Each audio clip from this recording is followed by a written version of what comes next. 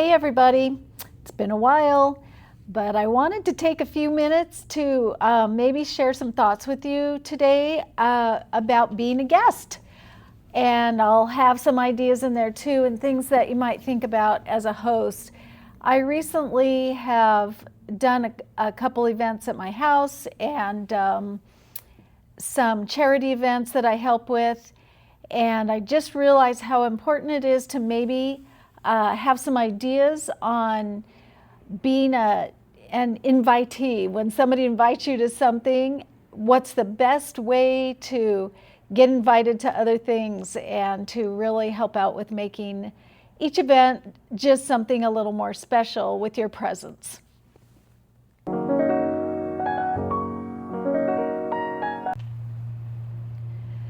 So I think it's so important that we get together in small groups, big groups, with a single friend or whatever it is, to keep our personal relationships going with family and friends.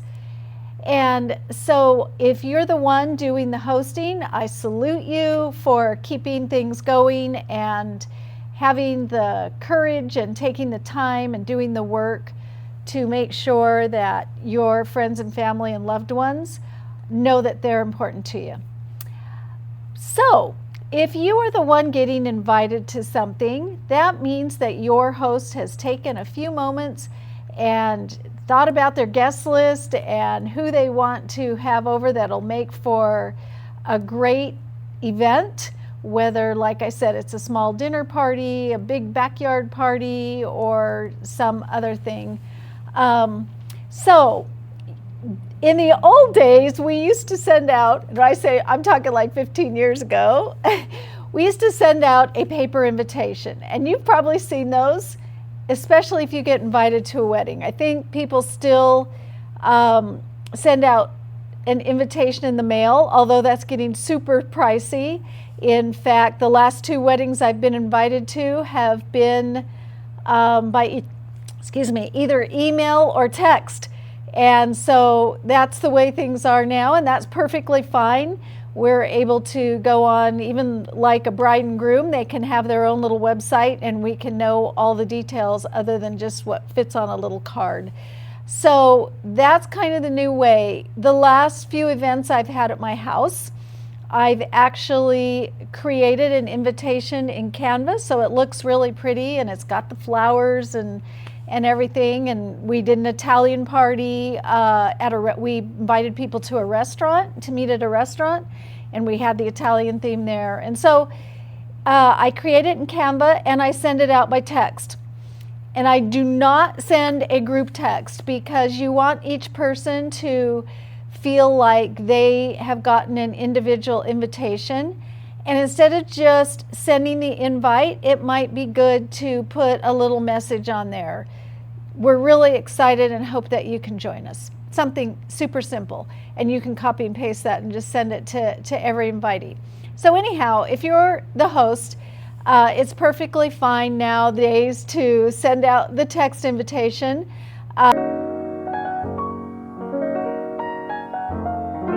So if you receive an invitation, be it in the mail or by text or email, I think the most important thing is the RSVP. And what I'm finding out is not everybody knows or understands what that means. So it's French for something like "Répondez s'il vous plaît," which means reply please. And so now when I do my invitations, instead of the RSVP, I'm putting, "Let us know if you can be there." And so as a guest, it's really important that you respond to that as soon as possible. Some invitations might be way out and some might just be for this coming weekend. So your host has planned who they want to be there, how much space they have. If it's a dinner party, they know they've got 8 spaces at the table or something like that. So as the host, they would like all the spaces filled. So if you cannot make it, check your calendar right away. If you know you can't make it, please respond right away that you can't make it. And a simple thing to say, you don't need to make up, and if you don't want to go, you don't need to make up a bunch of stories or anything like that. You can just say, I really appreciate the invitation, but unfortunately, I won't be able to attend this time. Please invite me again. Just reply something like that. I know a lot of people will not respond yes or no right away, because either they're waiting to find out if trying to decide if they want to go, or find out if something better comes up. So I think it's important to just commit and decide if you're going to go or not going to go. Don't go through the anxiety of what's it going to be like or who's going to be there. Just kind of decide, I'm either going to go and be the best guest I can, or I just am not going to go. So just respond on that right away. If you can go, I think it's really important to respond to that right away too. And the comment that you need to make there is, thank you for the invitation. I'm excited to attend. What can I bring? So a lot of times we'll do a potluck, and that means bring whatever you want. Sometimes we will do an assigned potluck. I've talked about this before, but do an assigned potluck where it's like, okay, everybody with the last name A through M, bring a side. Everybody N through Z, please bring a dessert.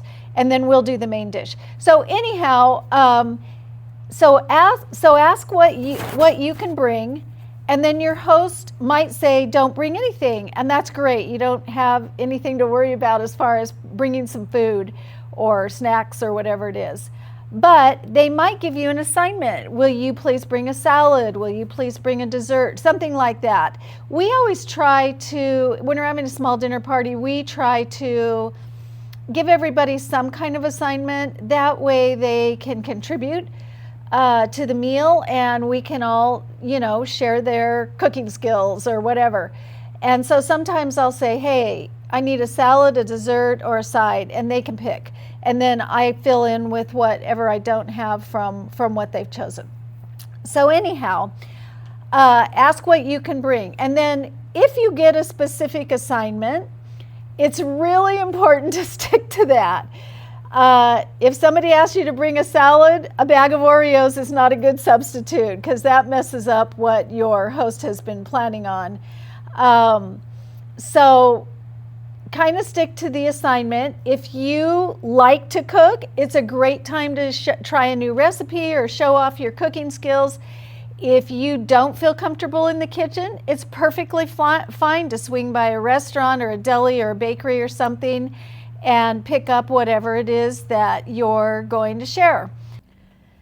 Okay, one more point about getting an invitation. Sometimes you'll get an invitation and you'll look at your calendar and realize I'm going to have a cousin in town, or your host might not know that you're in a new relationship or something. So it's perfectly fine for you to say, oh, I would really love to attend, but my cousin's coming to town, or I've got a new girlfriend, and I don't want to leave them alone that night. So a good host, if they have a spot, will say, oh, we would love to have you bring your friend, your cousin, your whatever, and then make that do. Sometimes they might not have the room to do that, but don't hesitate to say, I would love to be there except for this. And then it'll all work out, right? But just the main point is to respond as soon as you can, because sometimes if we have a couple that can't come when we're doing a dinner party, we want to invite somebody else and we don't want to do it the last minute. So it's good to just respond right away and make sure that you say something like, I really hope you'll invite me next time because I look forward to getting together with you. And that will be perfect. So, okay, RSVP, reply is what it means. Okay, the next tip is to show up. If you reply that you're going to go, you need to show up. Now, things do come up. We know that. Sickness, car trouble, a bunch of stuff. Oh, shoot, I didn't know that my child was getting an award that night. I really need to be there. So once again, let your host know right away if you're not going to be able to be there, even if it's the day of the event. The earlier the better, so they can adjust, especially if you have a food assignment. So make sure you let them know right away. Also, if you're going to be late, sometimes they're planning the food to be ready at a certain time, and if you're bringing part of it, let them know how late you're going to be so they can either postpone or go ahead without you. So once again, it's just being courteous to your host and let them know what's going on and being super kind about it, because you don't want to just not show up and be known as a flake, because flakes rarely get a second invitation. Okay, next point, what to bring. So we talked a few minutes about getting a food assignment and potlucks and what all that means. And don't hesitate to ask for specifics if you don't understand. You just need to make sure that you understand the assignment and you bring what you're supposed to, or if you're supposed to bring nothing. That brings me to the next point, which is a host gift. You should always bring some little thing when you're invited to somebody's event. It doesn't have to be big. It doesn't have to be expensive. It's just some little way to say thank you for including me in this party or this dinner or whatever it might be. There are tons of ideas on simple gifts for hosts on Pinterest or all around the internet. Some ideas are, if you have a hobby like candle making or making jam or calligraphy or potted plants or something like that, you might just bring one of your creations. I have a friend that is really good at pottery, and she'll just bring some like little trinket dish or something like that that she's made, and that is always super appreciated. There's always wine and flowers, which are what we call consumables, and those are always easy. If you decide to get something from the grocery store, it's always nice to just put a little bow on it. If you get the grocery store flowers, that's great, but if you have a piece of tissue paper that you could wrap around that with a bow, it's just going to make it all that more special.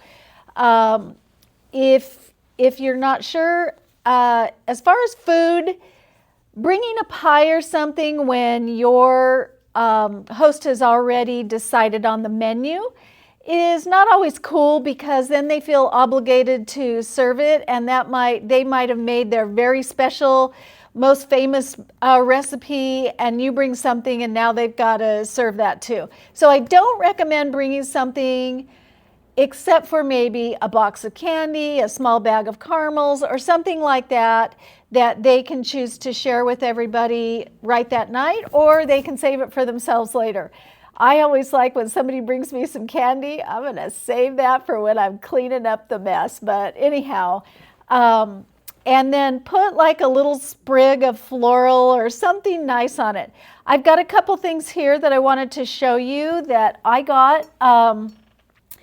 So I found these little jam honey jars. They're little etch jars on a closeout, and they're adorable. They have a little brass spoon.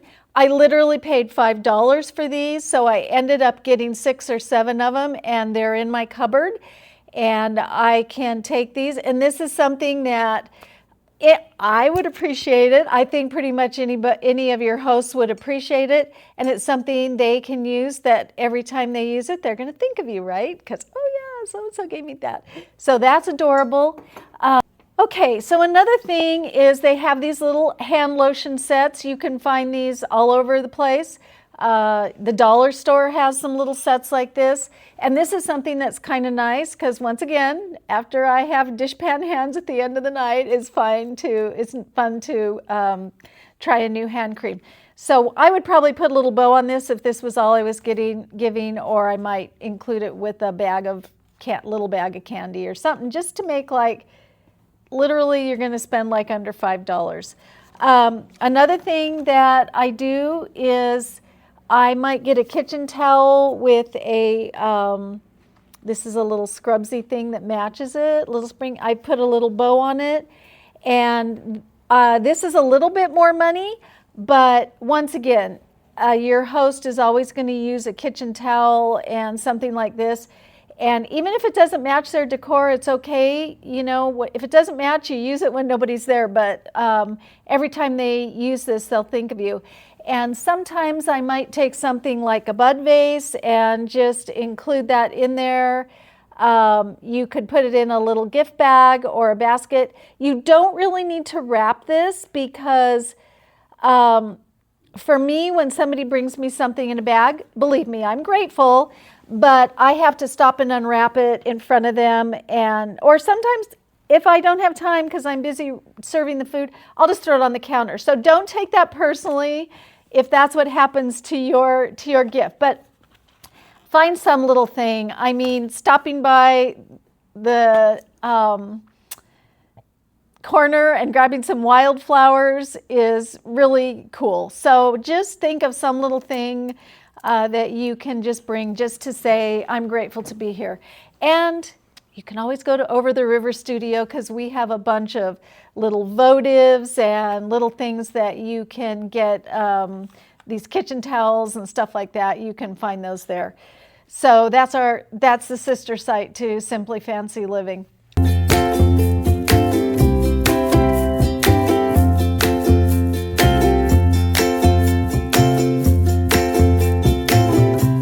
The next thing is, once the party's going and you're there, you need to make sure you introduce yourself. Your host should introduce you if you don't know everybody there already. Make sure you speak to every person as soon as possible after you get there. If you know everybody, you need to go around and say, hi, oh, I've missed you, good to see you again, something like that. If you don't know people, you need to come up with some phrase. Hi, I'm so-and-so. I know the host from work, or I'm their neighbor, or I'm their cousin, sister, whatever it is. So go around and just say and then you can always say, how do you know them? And that way you'll kind of have a connection right there. So it's really important for you to make a connection with each guest. If your host or hostess is busy, they'll probably introduce you, but if they're busy, please just reach out yourself. Don't ever be in a room where you haven't spoken to everybody or introduced yourself. Some people are more reserved or shy, you might want to call it, and that's fine, but at least just make that effort. You don't have to get in a long conversation with somebody, but you might find a new friend there. So don't hesitate to reach out and learn and meet new people and make yourself a great guest by knowing everybody that's there and trying to converse with them. Okay, join the party is another tip that I have for you. And that means whatever the activity is or whatever's going on, that you kind of are a active participant. And I'm going to say again, some people are more reserved. They might not want to play a game. They might not want to, do whatever the activity is. But if you can try to do your best to kind of join in your own little way, no wallflowers, right? We don't want to just sit there and look grumpy. And then when everything's over, you'll get a clue from when the first people start to leave. So that means, okay, it's time for the party to be over. So I try not to be the first to leave, but I definitely don't want to be the last to leave. So make sure you kind of take that visual clue on when it's over. And as you leave, just really express to your hosts how grateful you were and what a fun night it was and how good the food was, and just make a couple little comments. And if a hug is appropriate, give them a hug or whatever. So make sure you do that.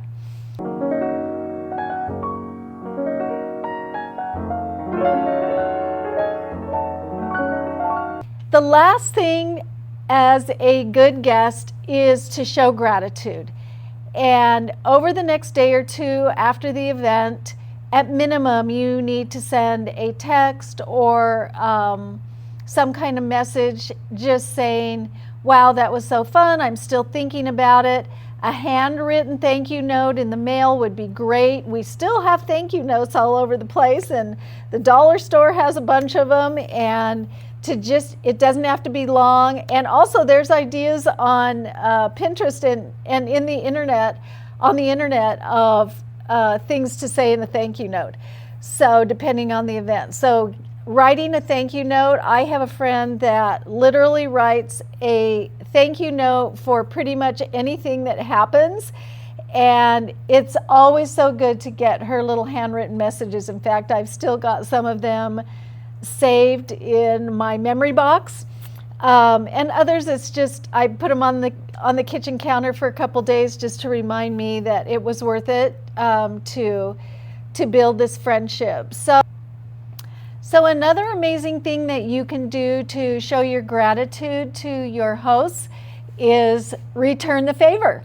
So if you're going to have something at your house, or even if you just want to have them over for a smaller thing, or even just for dessert, or if you're not comfortable hosting, you can offer to meet them at a restaurant or for drinks or something like that, just to get together with them again and let them know that you want to return the favor and be the host for them too. So these are just a few ideas that I wanted to share with you to help you to be a great guest. And also, if you're the host, maybe some of these things can help you to help your guests to learn how to show their appreciation, and you can keep having events that will foster these friendships and family relationships and just keep things going. So let's go out there and get together as often as possible for as many different reasons as possible. And I will talk to you very soon. All right, thank you.